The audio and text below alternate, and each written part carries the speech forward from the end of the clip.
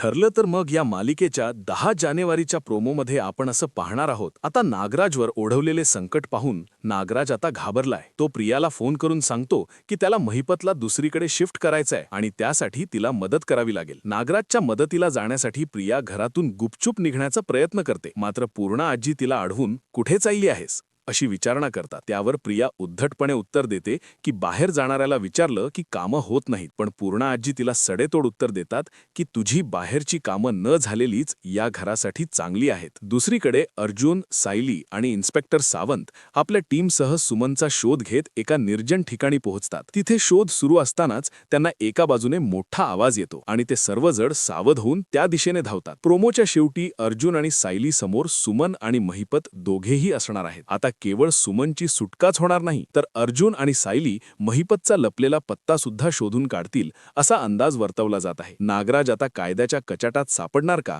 हे पाहणे विशेष ठरेल. भेटूया पुढील भागात. तोपर्यंत पाहत रहा तुमची आवडती मालिका ठरलं तर मग. तोपर्यंत नमस्कार.